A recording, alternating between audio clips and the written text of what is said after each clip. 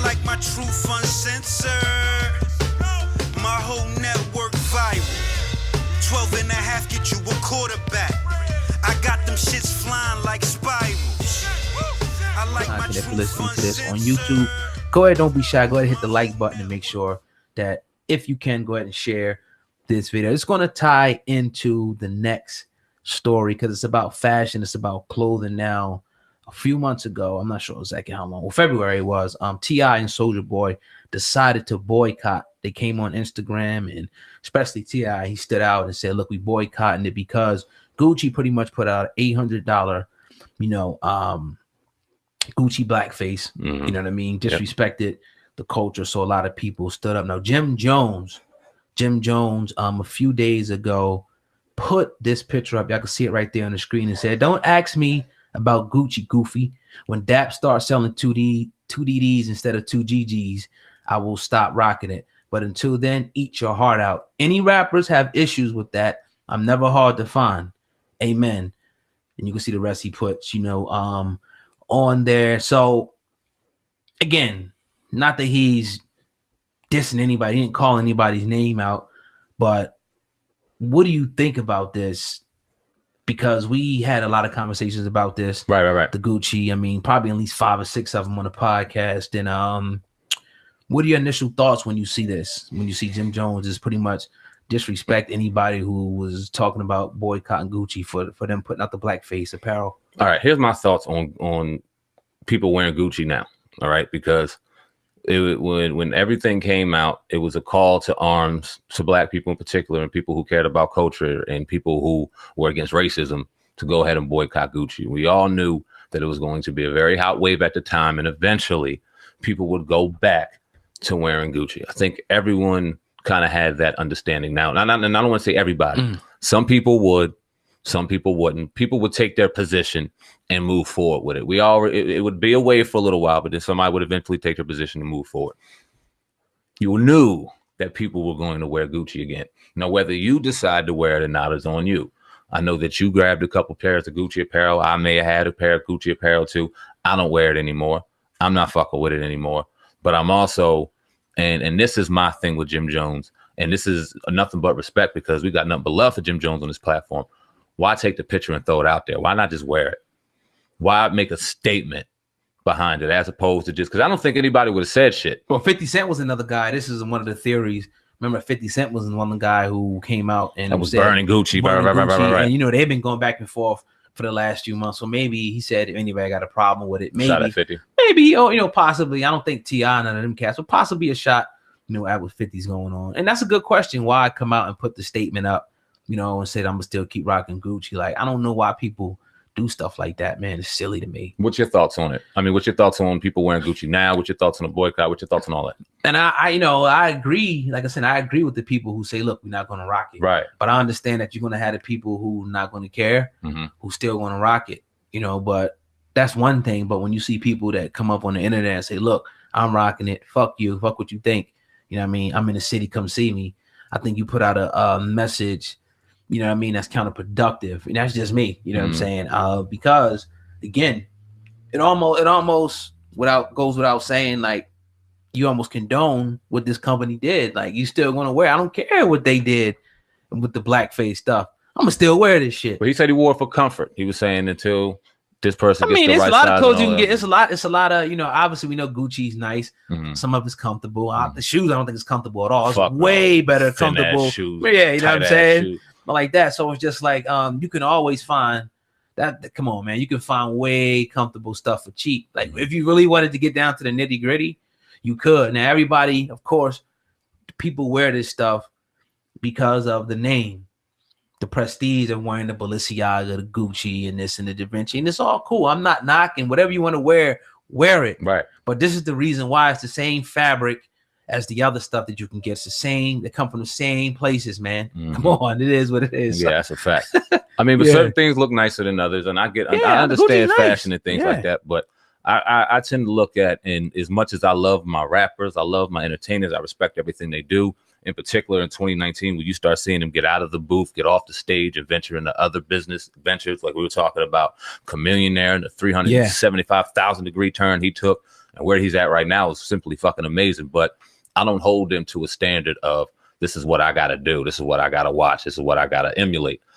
I look at billionaires and what they do. And you don't know what Bezos of Amazon looks like. He walks around like a homely looking motherfucker. You don't know what certain billionaires look like. They don't sit there and have to throw on Gucci and throw on this or throw on that in order for themselves to feel accepted or show their wealth. It's just sitting there. And if they want to, they can. It doesn't matter. But they get to a certain degree. It's a certain discipline. And I'm not saying that anybody else ain't disciplined. And if it was a certain money level that I got to, I might be buying a car and shit like that too, like we were talking about yesterday. Right. But there has to be a certain level of discipline. And for the people that out here that aren't necessarily in those positions right now of wealth, don't think that that's the end all be all and that's the goal. No, look at some of these people that got more money than them and see what they're doing and try to emulate that. Yeah, and I think that's a good point, man, that I just want to touch on a little more.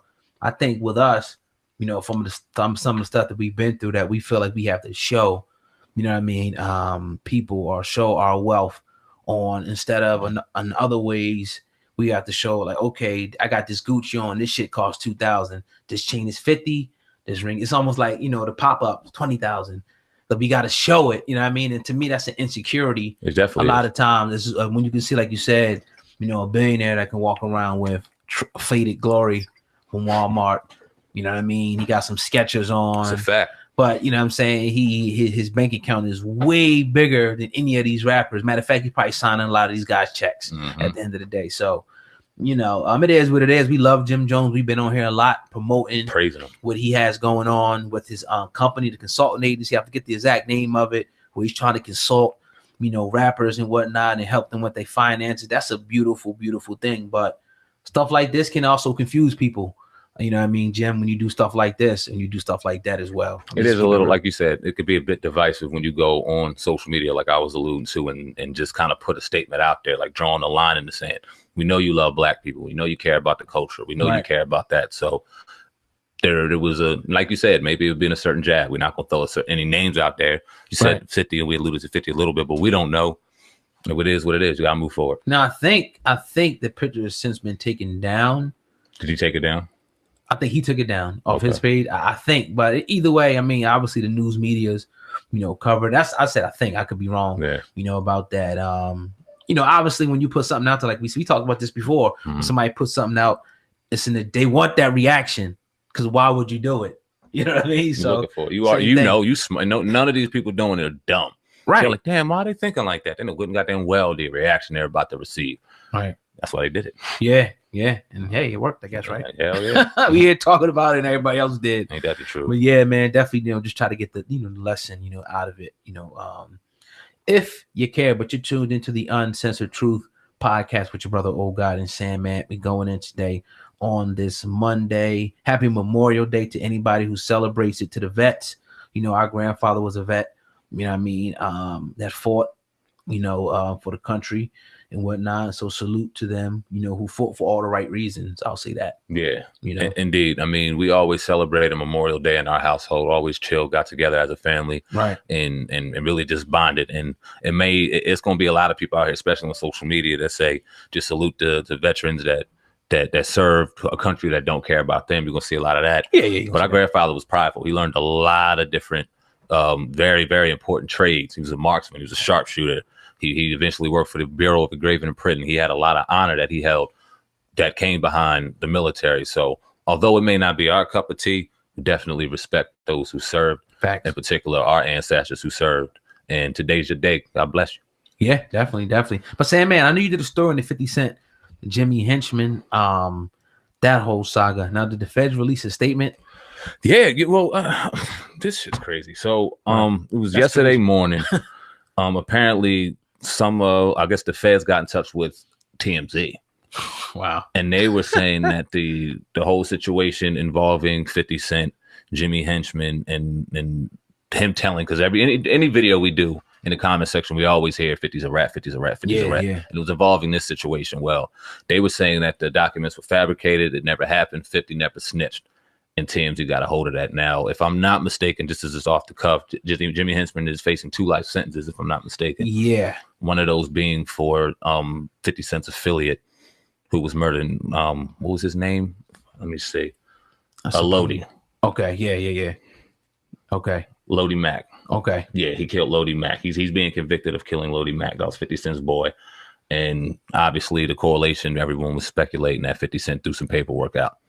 And then the feds told TMZ that this did not happen. Now, I played an excerpt yesterday. Matter of fact, I'll put this up right now of what 50 Cent had to say in regards to Jimmy Henchman. Just a small excerpt. No doubt, no doubt. And then I'll get your perspective on it. Let's hear it.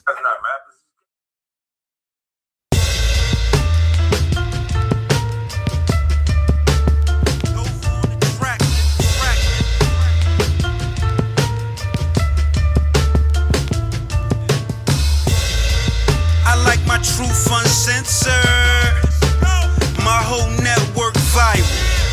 12 and a half get you a quarterback. I got them shits flying like spirals.